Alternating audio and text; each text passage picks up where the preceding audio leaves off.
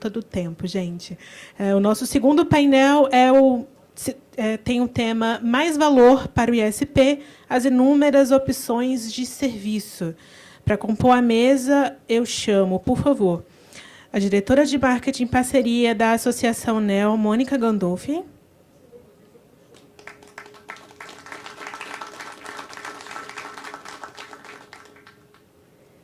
O especialista em inovação industrial da Embrapi e professor convidado da Fundação Dom Cabral, Edelvício Júnior, por favor. O CEO da Tata Telecom, Rudi Regá.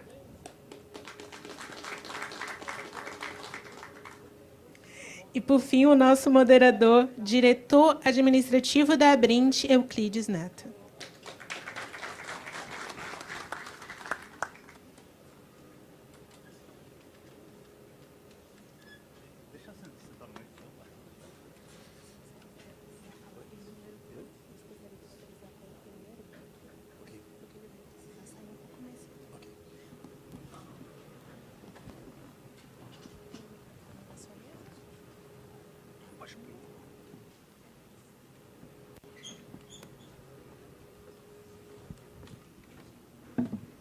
Boa tarde a todos. Gostaria, primeiro, de agradecer a Momento e a Telesíntese pelo convite. Participar de um evento desse tipo sempre é muito bem-vindo para a Abrint. A Abrint é a Associação Brasileira de Provedores de Internet.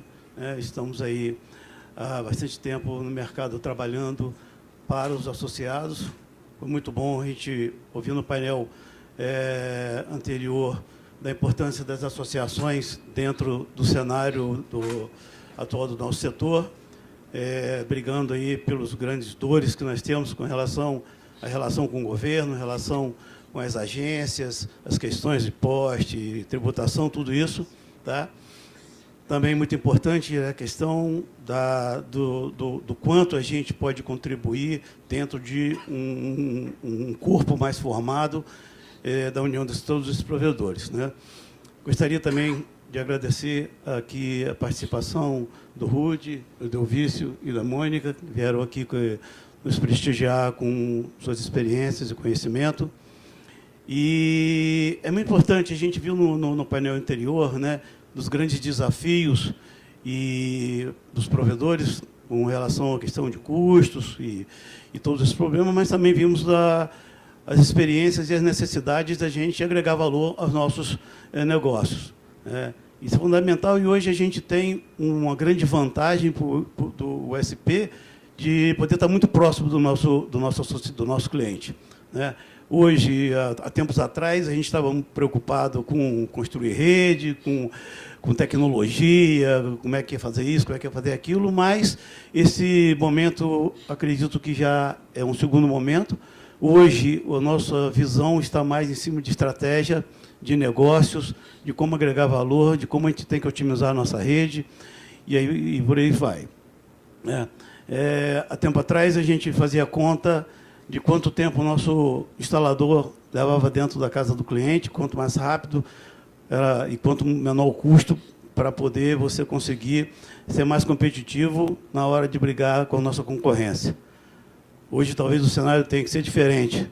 Quanto mais tempo o nosso instalador estiver dentro da casa do cliente, mais condições ele vai ter que ver de oportunidades de negócio que a gente pode gerar, uma vez que ele já é o nosso cliente, está na nossa folha de boleto. Então, isso passa por uma questão de treinamento, o treinamento diferente, além desse treinamento de segurança que a gente tem que dar, a gente tem que também ensinar um pouco aos nossos instaladores de negócios. E isso passa também pela importância das associações dentro desse cenário. Né? A Abrint tem toda uma estrutura realmente bastante robusta, com o Abrint Educa, né? Outras assessorias de contábeis, jurídicas, que isso tudo vem ajudar muito ao desenvolvimento do nosso associado. Mas eu gostaria de passar agora a palavra para os nossos palestrantes, de que eles pudessem falar um pouco do quanto de que tipo de serviço, novos serviços, que a gente pode pensar em agregar aos nossos contratos, de forma a gente conseguir otimizar e agregar valor e aumentar o ticket, né?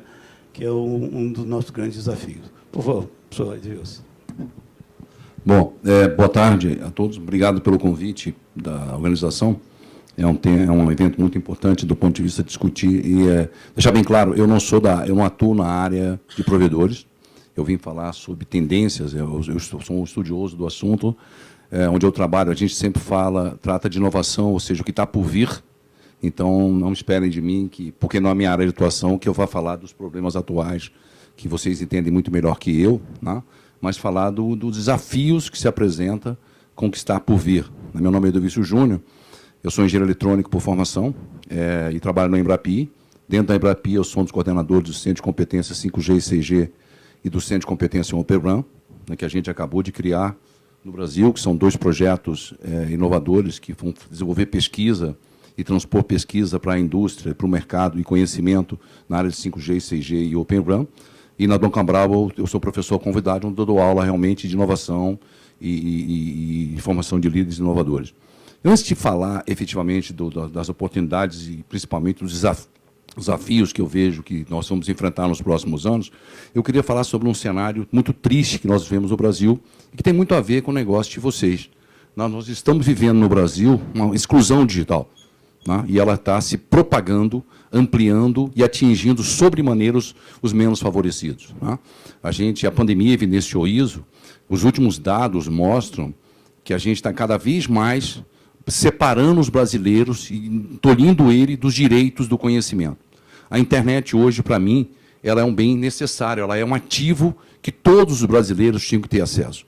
E, infelizmente, isso não é verdade no Brasil. A internet está cada vez mais privilegiando os mais favorecidos, excluindo aqueles menos favorecidos. E não se iluda, o 5G vai ser muito pior.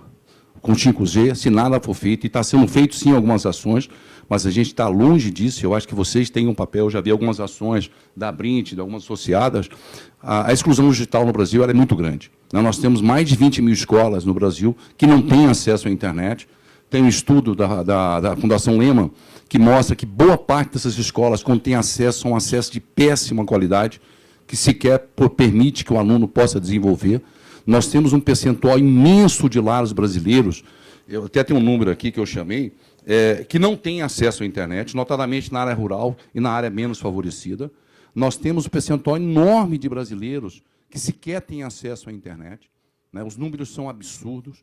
Então, eu acho que nós temos cada vez mais, toda vez que eu tenho a oportunidade, eu falo sobre isso, de mover cada vez mais para a gente trazer essa população, não deixar que esses jovens, hoje mais de 40% dos jovens brasileiros são da geração nem estuda, nem trabalha, nem procura emprego, e desses, boa parte não tem sequer condições de ter um computador, ter um acesso à internet.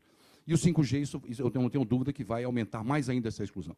Dito isso, né, um desafio que eu faço a vocês, como provedores, como entidades que são envolvidas, que a gente some esforços para diminuir essa exclusão digital que tem no Brasil. Queria falar um pouco, então, sobre os desafios, né? Talvez nunca houve, na minha longa vivência na área de inovação, nada como igual o que houve do 5G no Brasil em termos de marketing, né? Se a gente remontar alguns anos atrás, o que antes do leilão do 5G, vendia o 5G como se fosse o salvador do Brasil e que nós não teríamos um crescimento econômico se não tivéssemos o 5G no Brasil, né? O 5G ia gerar empregos qualificados, ia aumentar nosso PIB, eu não sei como chegam num maluco desse, PIB em tantos por cento, ia gerar, como se a 5G é uma infraestrutura, e como tal, ela é um meio e não um fim, né? Nenhuma estrutura é fim em si mesmo.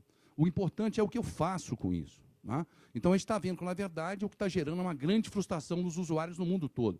Na Coreia, o ano passado, teve uma ação popular, e a Coreia é o país mais desenvolvido em 5G, em termos de implantação dos mais do mundo, pela insatisfação daquilo que foi prometido e não foi entregue, né? Uma coisa é o que a especificação diz, outra coisa é o que o modelo de negócio das operadoras e provedores consegue fazer e fazem.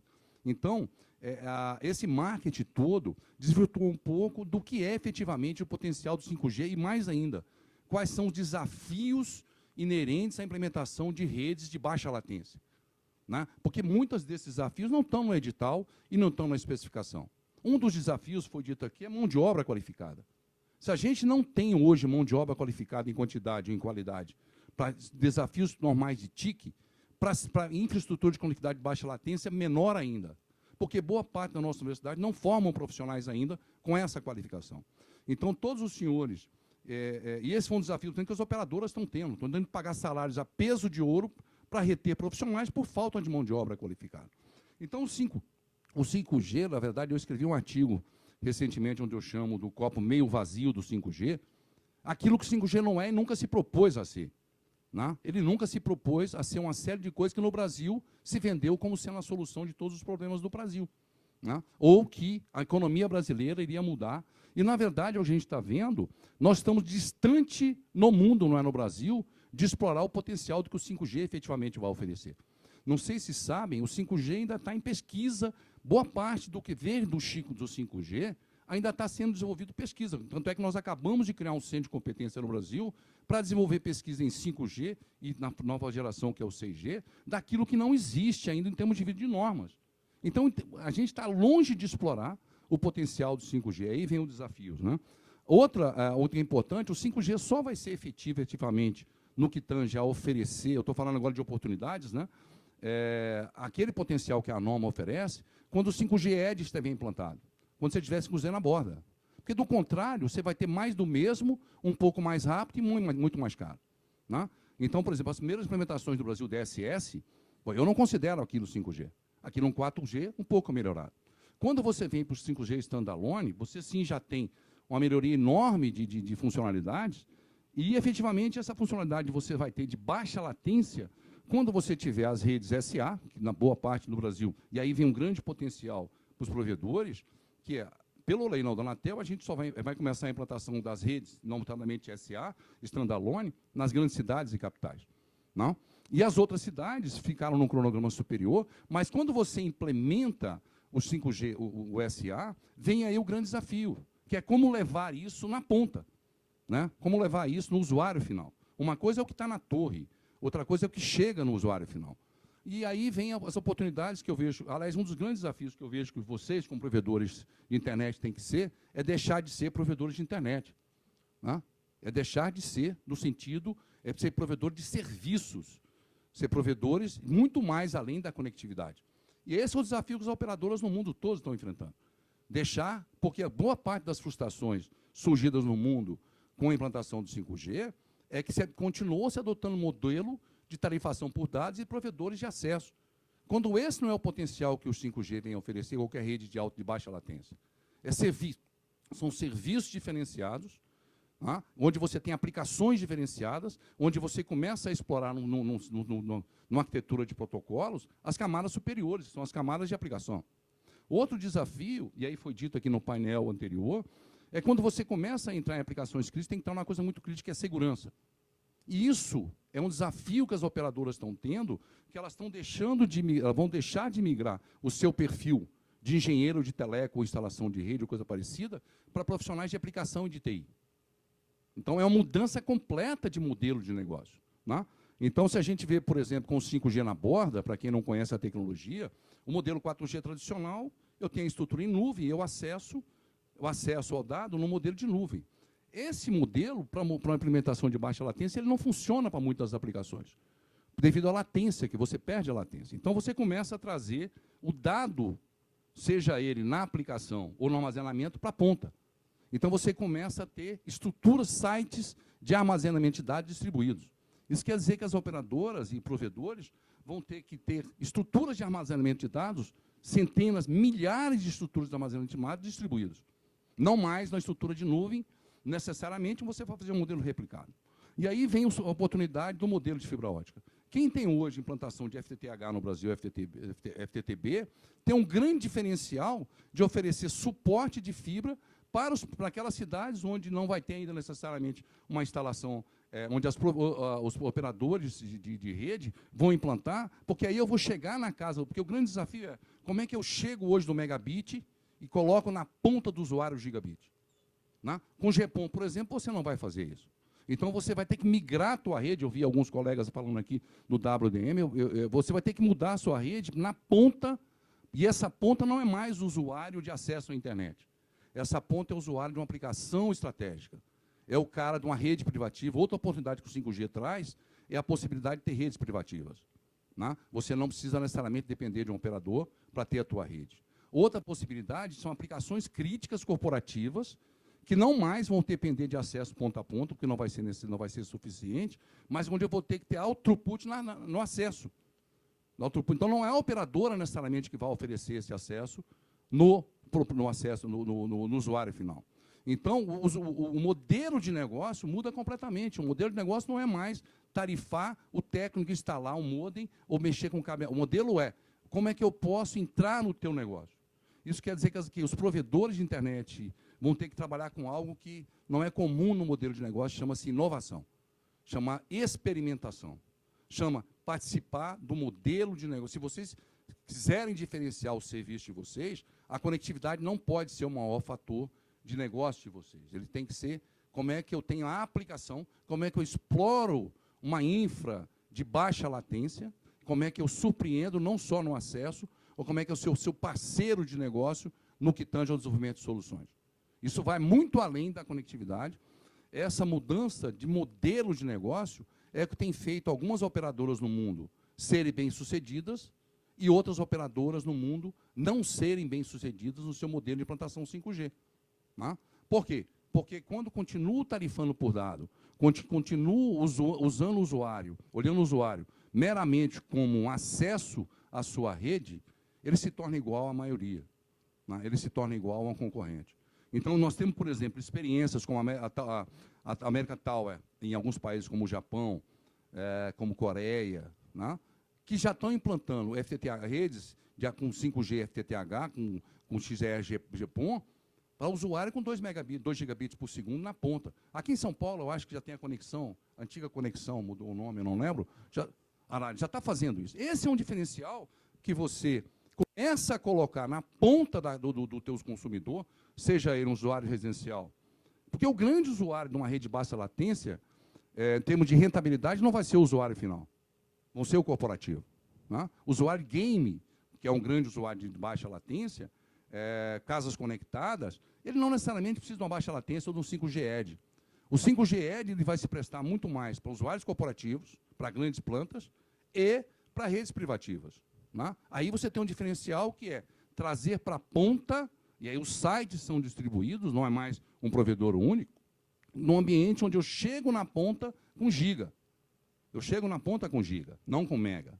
Esse é o diferencial. Então, só para não tomar mais tempo dos colegas, o grande desafio a primeira mensagem é o que está por vir no 5G está longe de acontecer, o que vem de rede de baixa latência ainda está por vir. Não é no Brasil, é no mundo.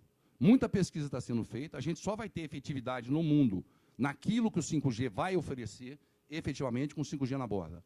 Nós temos poucos casos no mundo ainda de operadoras de cases de 5G Edge, muito pouco. O que nós temos hoje, eu costumo dizer, eu repito, né?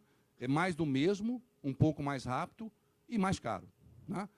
Faz parte da implantação, os serviços vão derivar, e aí cabe aos provedores enxergar nesse modelo de negócio outras oportunidades de baixa para redes de baixa latência, que não necessariamente residencial, não é esse o foco, quer dizer, ele é um foco menor, o foco maior é o corporativo e o privativo, daquilo que se pode explorar, tipo aplicação de manufatura 4.0, tipo aplicações de cidades inteligentes, outras aplicações muito maiores, não que o residencial não vai ser importante, mas ele não explora necessariamente o grande diferencial de rede de baixa latência, a não ser nichos de mercado, né? Que vai além da conectividade.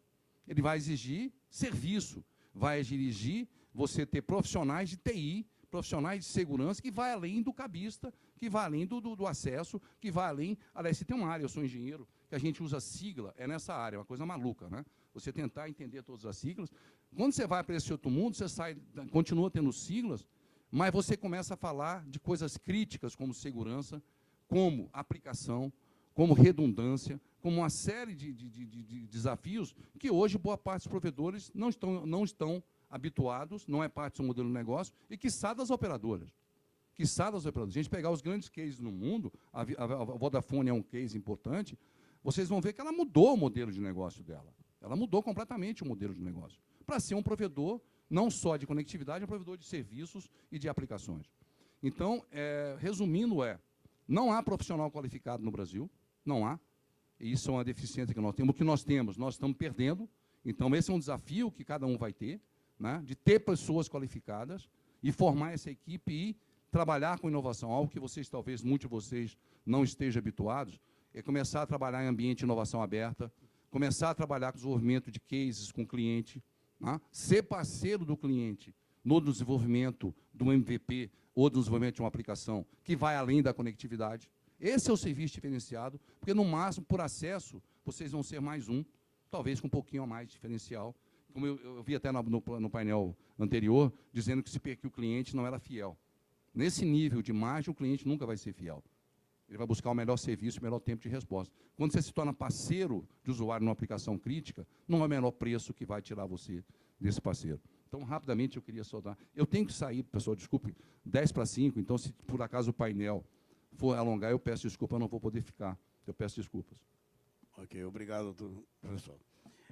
Só aproveitando o gancho dessa sua manifestação com relação à questão de inclusão digital, né, do país, que a gente que vem aí de uma estrada longa dentro do provimento de internet, eu tenho certeza aqui que nessa assistência aqui tem uma boa parte de que foram desbravadores e contribuírem muito para o crescimento da internet no Brasil, né, onde em muitos lugares que não eram vistos como importantes e rentáveis para grandes operadoras, e sem recurso do governo e tirando dinheiro do bolso, sendo empreendedores, conseguiram levar a internet para lugares que realmente fizeram a diferença, e acho que todos nós estamos de parabéns, provedores regionais, né, com relação a isso.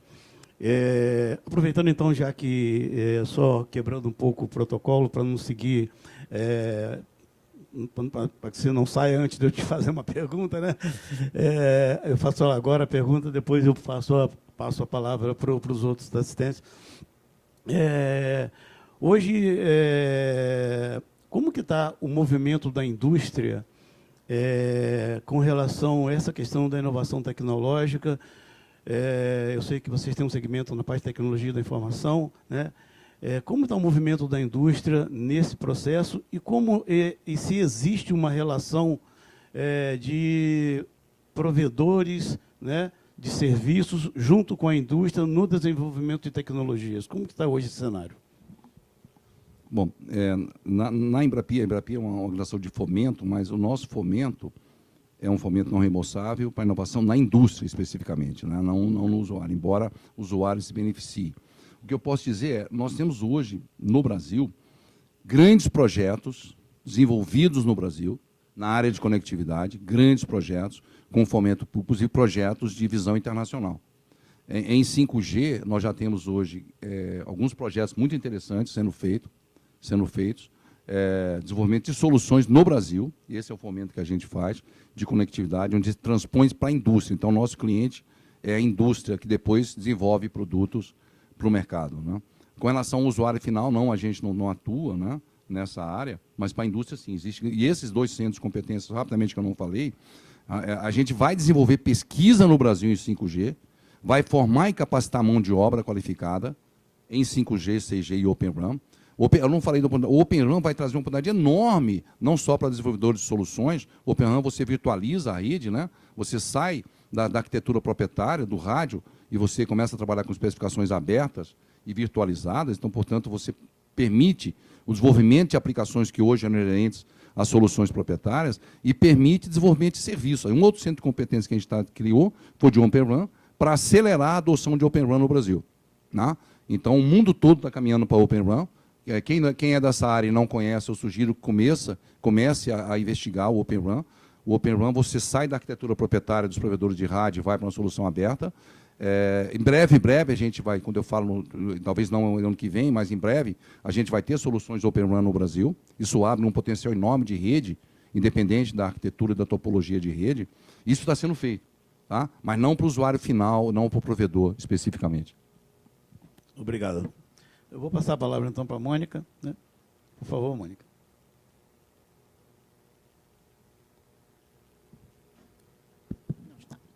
Tarde. Tá, né? Primeiro, obrigada, agradeço pelo convite, agradeço a ASPRO, agradeço a Momento pelo convite. A Associação NEO, ela é uma entidade que há 24 anos acompanha... Estão me ouvindo? Acho que não está direito. Né? Ela acompanha as mudanças... Oi, esse está melhor. Ela acompanha as mudanças, sejam elas tecnológicas, mercadológicas, ou de comportamento, principalmente, né, de comportamento do consumidor. E isso porque nós temos, como práticas, a busca incansável pela livre concorrência, o acesso, a inclusão e o acesso tecnológico em todas as regiões do país, né, indistintamente, isso é fundamental, para que a gente realmente consiga atingir a inclusão digital.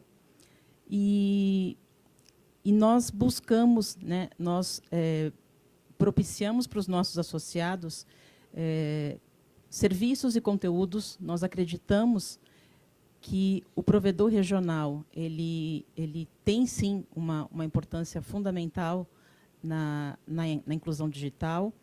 E, como disse, acho que o colega do painel anterior, é bem diferente quando você compara uma grande tele ou um provedor regional. É muito gritante a diferença, né? Você tem o conhecimento maior do seu assinante, você é conhecido pelo seu assinante, você muitas vezes recebe pedidos, então você sabe aquilo que ele está precisando, ele sabe a quem ele vai pedir.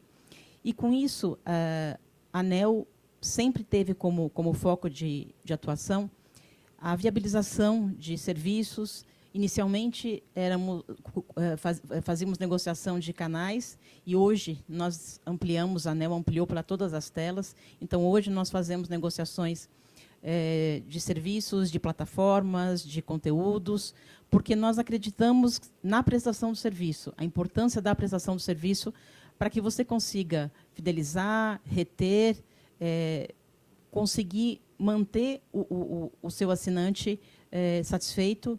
E algo que foi dito agora há pouco também, não existe dinheiro novo nesse mercado. O rouba-monte está rolando, né, todo mundo sabe. Então, não adianta você entrar numa guerra de preços. Muitas vezes, um operador regional, quando entra numa guerra de preços, não vai ter um bolso infinito para conseguir. Então, o serviço é muito importante. O serviço é fundamental, e aí eu digo o serviço como a qualidade da sua internet, o atendimento, a capacitação do técnico, que, embora possa ser a linha final, né, todo mundo enxerga como, já fiz a venda, que é a parte mais importante, mas eu discordo. Eu acho que o técnico é muito importante, porque ele é efetivamente quem entra dentro da casa desse assinante. Ele é quem conhece a vida, quem conhece a casa, que pode observar melhor o que acontece lá, quais são as preferências, o que ele poderia oferecer a mais. Então, a ANEEL encara como fundamental a capacitação, a negociação, você ter serviços que façam esse pacote de produtos do ISP algo atraente e algo que traga, sim, claro, que gere receita, né? Além da toda a geração de empregos que essas empresas regionais geram, a gente tem, obviamente, a receita, que é fundamental, que é necessária. Então, a ANEEL, além de todos esses serviços, nós lançamos agora em maio, no mês passado, uma oferta chamada ANEEL Plus, que é uma oferta de conteúdo premium, conteúdo que contém grandes séries e filmes premiados de Hollywood, de produção dos grandes estúdios, e é um serviço exclusivo para associado NEO. e foi uma forma da gente oferecer para esse associado um serviço que ele possa incluir na sua plataforma, que ele consiga rentabilizar. São condições especiais, condições muito vantajosas. Isso veio através de uma parceria com o maior broker do mundo, né, a Ubiquity. Então, a gente está sempre buscando condições que possam permitir que esse ISP, que esse provedor regional, consiga manter a competitividade dele, mesmo diante de todos esses gigantes que ele tem que a cada dia se deparar, né? Obrigado, Mônica. Bom, seguindo na linha aí das oportunidades de negócio, eu gostaria de ouvir agora o Rudy falar um pouquinho sobre o que a gente tem, né, que pode contribuir para agregar valor ao serviço do provedor de internet e explicar um pouco sobre as alternativas. Obrigado. Bom, primeiro agradecer a vocês pela presença aqui, a Momento Editorial, pelo convite, a organização de todo o evento.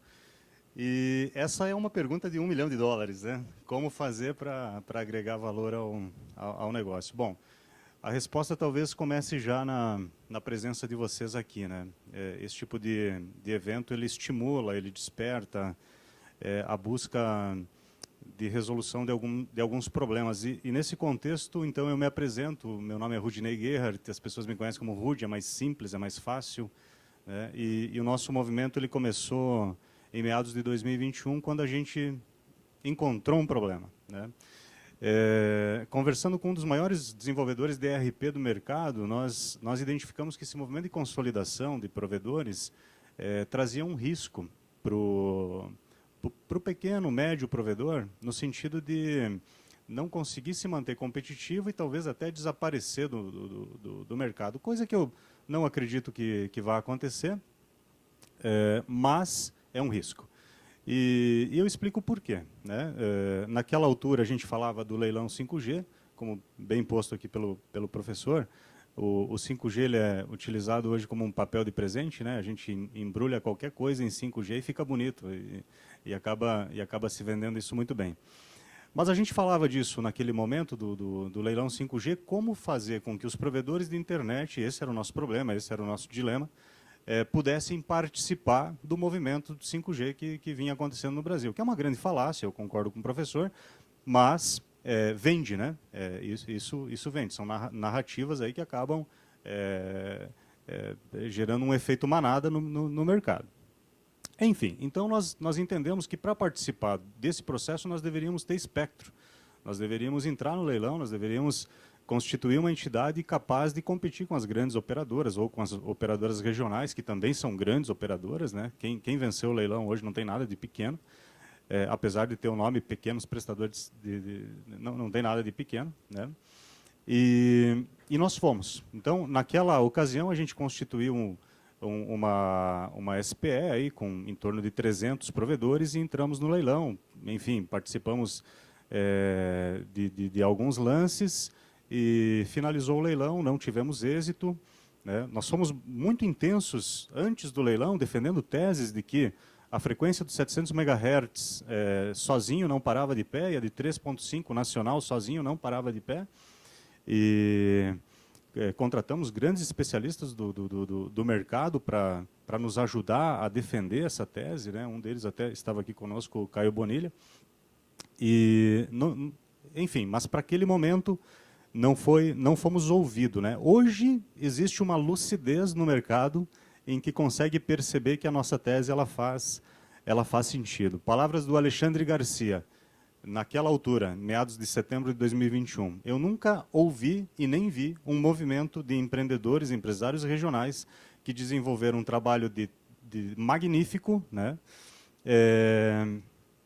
Que mobilizaram o país inteiro em defender uma tese que faz sentido, né, mas que, infelizmente, chegaram tarde, né? Isso foi publicado por volta do dia 21 de setembro de 2021, está no YouTube, então qualquer um pode escutar.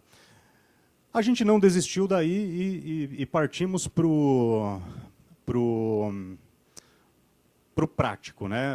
A gente tem que ser pragmático. Eu acho que olhar tendências e tal é muito importante, mas como diz lá o general 4 estrelas da Marinha norte-americana, você quer mudar o mundo? Antes disso, arrume sua cama, né? Então, a gente precisava arrumar a nossa cama antes de tentar mudar o Brasil aí com relação a esse movimento 5G.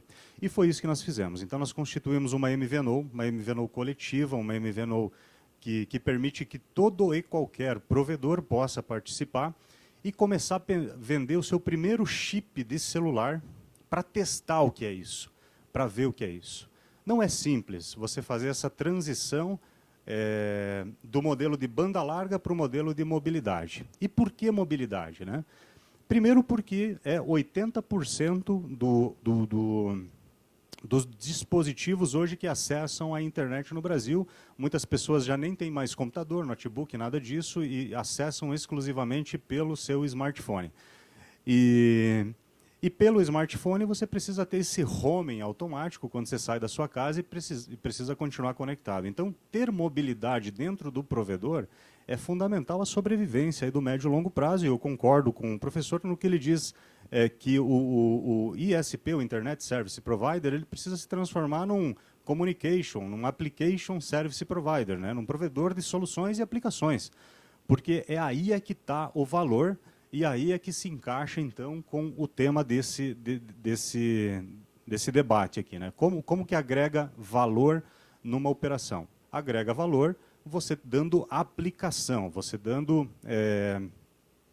você trazendo soluções para problemas do dia a dia, e é assim que você resolve isso, né?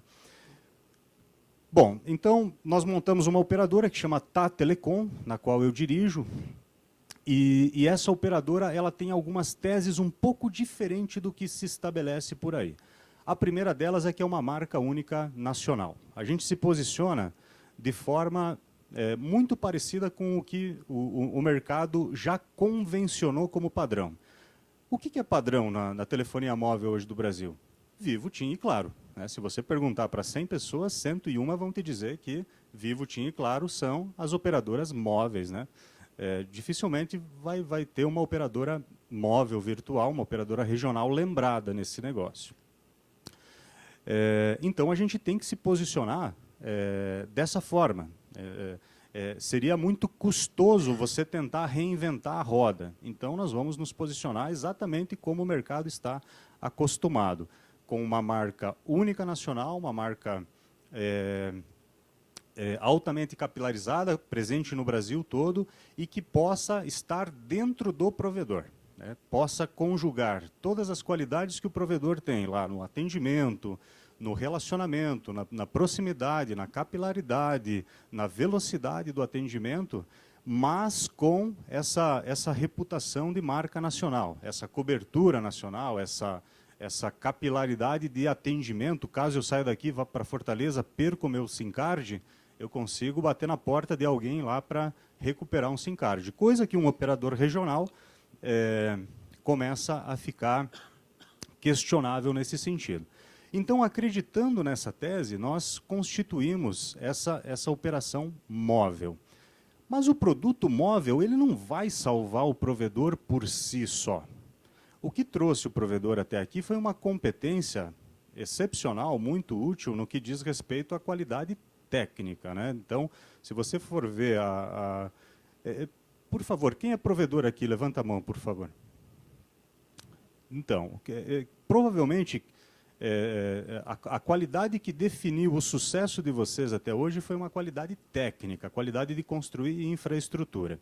A gente passa por um momento, no meu ponto de vista, que o ponto daqui para frente é inovação, sim, mas a inovação não necessariamente tecnológica, não a inovação no aspecto de você construir o novo Netflix ou o novo Uber, não é isso. A inovação no modelo de negócios, a inovação na forma de você reduzir custos. E nesse processo a gente acredita que existam muitas oportunidades. Primeiramente, em organizar o setor. E aí eu acho que o papel das associações têm fundamental importância nesse aspecto, né, porque conseguem ler esse cenário. Eu me preocupa muito quando eu vejo as estatísticas aqui dizendo, nós temos 20 milhões de residências descobertas aí no Brasil. Vocês olharam o ranking da Anatel? Nós temos, saiu essa semana um relatório do IBGE que tem 110 milhões de casas no Brasil, e se vocês olharem no ranking da Anatel, a gente tem 35 milhões de acessos residenciais no Brasil. Ou seja, qualquer um que olhe esses números pensa assim, nossa, que grandiosa oportunidade que eu tenho de construir fibra ótica e atender esses mais de 70 milhões de descobertos aí pelo Brasil. Não existe esse mercado, vocês sabem disso. Ele só não está, talvez, registrado, né? Como foi dito aqui pelo Éder, enfim. E preocupa quando você se baseia em cima de números fictícios, né, dentro do ar-condicionado para desenvolver inovação. Então, a inovação ela tem que acontecer, sim, dentro do provedor, no modelo de negócios. Discordo um pouquinho do que o professor comentou aqui, do que o provedor não está acostumado à inovação.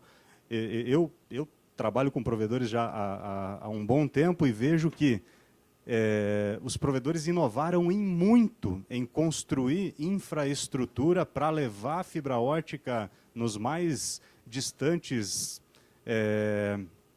cantos aí desse Brasil e não teriam conseguido fazer isso se não inovassem no modelo, na forma, no processo, no sistema, talvez não na tecnologia, né?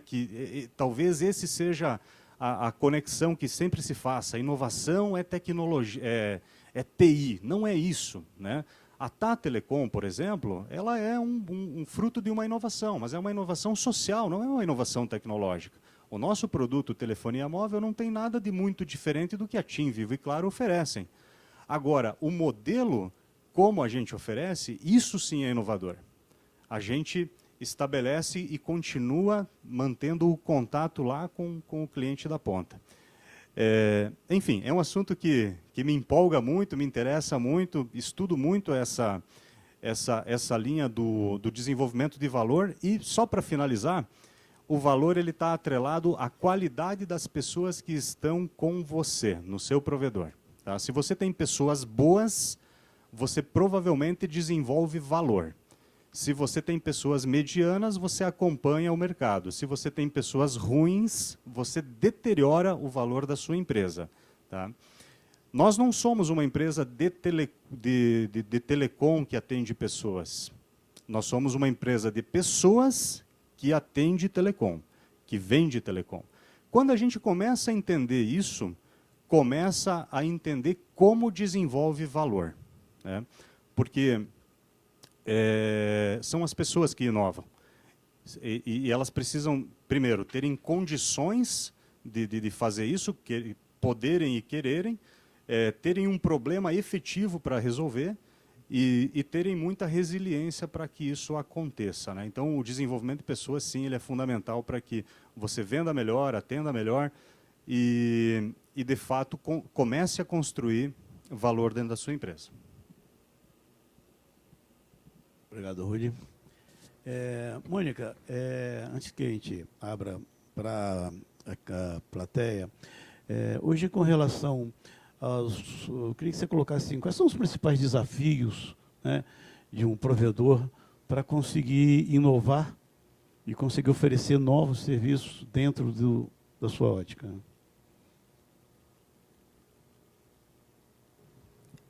Acho que hoje a gente já ouviu inúmeros desafios. Esquecendo, né? a parte tributária. Eu vou entrar mais para o lado do negócio. Do produto, do produto, do negócio. Hoje você tem uma briga, né? uma concorrência que, embora alguns pequenos já sejam grandes, mas ela ainda totalmente injusta. Você tem empresas gigantes, né? As telcos gigantes e as menores. Então, você tem dificuldade em escala, é algo crítico, porque se você não tiver uma escala, você não vai conseguir comprar por um valor extremamente maior que o seu concorrente e vender pelo mesmo valor que ele vende no varejo. É inviável, impossível. Então, esse foi o propósito, esse foi o motivo da criação da Associação NEO, e até hoje vem sendo o foco de atuação e o que faz a ANEEL se reinventar a cada ano, porque é a única forma da gente conseguir viabilizar para que essas menores empresas consigam ter acesso aos mesmos conteúdos, consigam criar os seus pacotes de uma forma que fique competitiva, tenha acesso, muitas vezes, a empresas que elas não teriam por conta de... a forma, o modelo de negócio de conteúdo é algo bem complicado para quando você tem um mercado tão pulverizado, porque ele é todo baseado em tabelas que exigem volumes, exigem mínimos. Então, é difícil para você, sozinho, conseguir ter acesso a um serviço que vai ser cobrado um fee de entrada, um valor de entrada para você, que vai inviabilizar o negócio. Então, é nesse ponto que a ANEEL está sempre buscando trazer negociações, usar essa escala para trazer os benefícios para esses ISPs. E eu estou falando de conteúdo, porque é o nosso DNA, mas eu estou falando também de plataforma, eu estou falando de SVA, eu estou falando de serviços de cobrança, de rede neutra. A gente está com acho que são vários desafios e que, para mim, fica muito claro que depende de o sucesso para tudo isso depende de uma escala, depende de você ter condição de se unir para conseguir ter acesso ao insumo, para conseguir ter acesso ao mesmo que o seu concorrente tem, para que você consiga ser competitivo nesse mercado. Eu também concordo com o Rudy, eu acho que inovação, se a gente for pegar pelo sentido literal da palavra, eu acho que os provedores são inovadores, sim. Prova é que, até hoje, eles brigam com gigantes, eles conseguem se reinventar, eles conseguem manter a atratividade, eles conseguem criar serviços novos, criar modelos de serviços novos, porque o consumidor ele vê o que está acontecendo no mundo todo. E, hoje em dia, nesse mundo globalizado, todo mundo quer o que está acontecendo lá nos Estados Unidos, o que lançou lá. A gente tem uma janela cada vez menor de conteúdo, de lançamentos. Então, não adianta eu querer dizer que não, estamos no Brasil, você aqui não tem direito a ter esse serviço. Eu preciso viabilizar de alguma forma. Então, eu acho que a existência desses ISPs há tanto tempo prova que eles realmente estão conseguindo. A gente brinca muitas vezes na associação que nós somos fênix, né? Porque esse mercado muda, as mudanças não são só tecnológicas, são regulatórias, e os desafios surgem, e a gente tem que ter muita criatividade para conseguir manter o nosso negócio, e que é, basicamente, ajudar o ISP a manter o negócio dele, né? O meu foco é ajudar esse ISP. Então, como associação, a gente tem essa preocupação, mas eu também tenho que dizer que a parte regulatória é algo fundamental.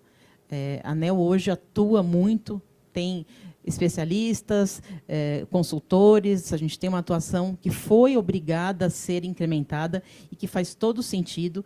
Essa atuação em Brasília é fundamental. Não adianta você estar só ali pensando no seu produto, buscando inovação, criando novas soluções, se você tem uma legislação, uma regulamentação que pode inviabilizar, que pode te custar muito mais. Então, eu acho que as duas coisas são casadas.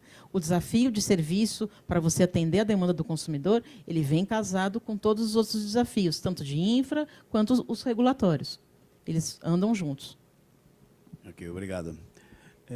Rudy, uma outra colocação com relação, sim, beleza, é uma solução diferenciada, né, onde a gente trabalha, eu acho que o provedor ele sente muito, o PVP muito mais à vontade quando ele está tratando com um parceiro que também tem um DNA, né, e hoje a gente vê aí algumas oportunidades, gente que estamos em cidades menores, onde você tem relacionamento aí de poder gerar negócios com empresas, com o governo, né, prefeituras, coisas desse tipo.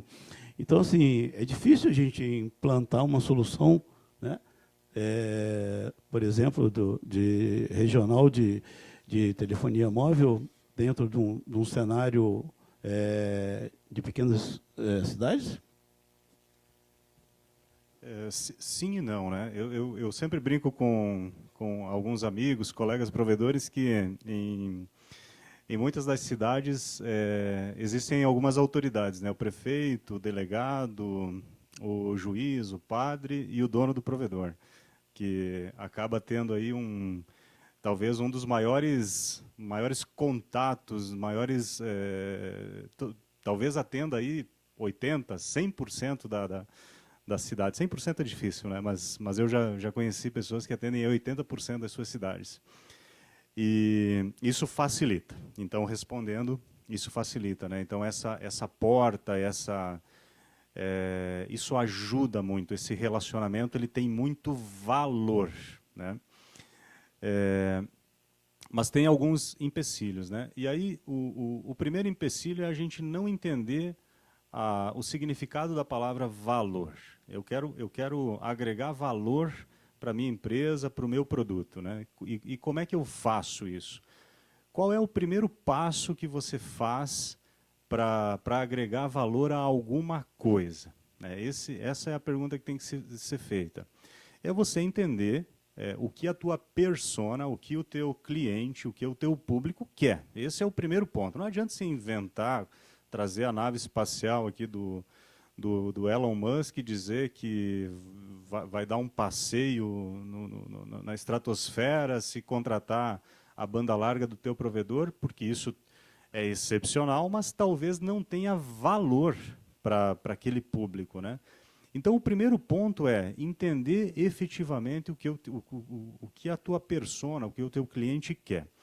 E, obviamente, que a gente não pode, né, lá na minha faculdade de administração, e depois tem uma pessoa que eu sigo aí no mercado que eu gosto muito, que é o Vicente Falcone, ele diz assim, você nunca gerencia pela média, né? Se você gerenciar pela média, você tem um risco de errar gigantesco. Então, você precisa estratificar. E o que é estratificar? Usar lá o bom e velho Pareto. Então, você começa a segmentar a sua base e começa a entender diferentes perfis dentro da sua segmentação.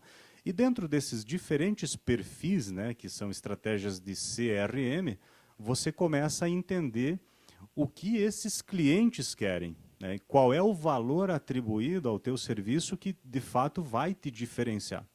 No mercado, você tem 2 comportamentos. Aliás, a teoria diz que são 4, né? Ou você ataca, ou você se defende, ou você se une, ou você foge, ou você se retira, né? E é isso que acontece nas nossas vidas, é isso que acontece dentro dos provedores, né? Então, a grande maioria acaba seguindo o líder, né? Acaba se defendendo. Então, alguém sobe a banda, baixa o preço, eu faço a mesma coisa. Subo a banda, baixo o preço. Alguém coloca instalação gratuita, eu faço instalação gratuita. Alguém dá o roteador incomodato, eu coloco o roteador incomodato. Alguém coloca um SVA de streaming, eu coloco um SVA de streaming. Então, assim, esse é um movimento natural, padrão, movimento de efeito manada, que faz com que você deteriore o teu valor, né, o teu produto, a tua margem, e você se vê obrigado a sempre estar se movimentando em relação a alguém que determina as regras do mercado. Então, o primeiro passo é fazer a tentativa de inverter a lógica do seguidor e seguido, né? Então, e para isso, você acaba tendo que entrar no mato antes. Vai se arranhar, vai correr o risco de perder o rumo da trilha, enfim, e provavelmente quem vem atrás de você consiga se arranhar menos. Então, mas é o custo, né, é o risco da inovação. Então, o primeiro passo é estratificar a tua base, entender o que o teu cliente quer, diferenciar os diferentes segmentos do mercado e aí sim começar a se posicionar. Aí sim entender se aquele determinado público ele quer segurança, ele quer IP fixo, ele quer telefone fixo, né? Vou trazer um exemplo da telefonia fixa aqui, que é um produto legado, é um produto que já está em decadência. Se vocês olharem os números na Anatel, vocês vão ver que mês contra mês a base de telefonia fixa ela reduz no mercado, mas Incrivelmente, quando você olha a migração de base de telefonia fixa das concessionárias, da concessionária, né, para tecnologias emergentes, aí, como o CPI, né, você vê uma migração de dinheiro para outro bolso, né? Então, hoje, trazendo alguns números só para vocês terem parâmetros, a gente tem aí na mesa 6 bilhões de reais ano de faturamento, de receita em STFC, em telefonia fixa, que está aí orbitando. Alguém vai se apoderar desse dinheiro, né? E quem for mais rápido no sentido de atuar nesse segmento vai conseguir ainda surfar esse final de onda, que a gente não sabe até quando vai, mas ela não está tão assim para terminar. Bom, enfim, estratificou a tua base, entendeu o que o teu cliente quer, aí sim você começa a buscar alternativas para isso. Faz mais sentido, o esforço começa a estar relacionado a uma estratégia. O grande problema que eu vejo hoje, desculpa aqui a resposta tão ampla, é que as pessoas elas seguem, às vezes, vendadas, sem saber para onde estão indo. Eu estou fazendo porque alguém está fazendo e aí sigo nessa mesma direção. Você deteriora, você aumenta teus custos, né? Nosso CFO está aqui no auditório, ele sempre me diz o seguinte, né? Custa é igual unha, né? Se você não corta, todo dia ele cresce. E é isso. E se você não está conectado e não está atento a isso, daqui a pouco você tem uma operação super ineficiente na questão de custos, um serviço que você considera de super valor, mas o teu cliente não enxerga isso, né? Então, esse cuidado você precisa ter, e precisa ter um olhar fino, um olhar estratégico. Tanto quanto vocês se preocuparam com a minúcia do equipamento, lá da OLT, da caixa, do conector e tal, essa fineza tem que ser olhada para dentro do negócio, para dentro do produto, para aquilo que o cliente quer, né? Eu imagino que vocês devem ter passado horas de YouTube assistindo vídeo de conectorização, de fusão e tal, não é? Não passa horas no YouTube fazendo isso?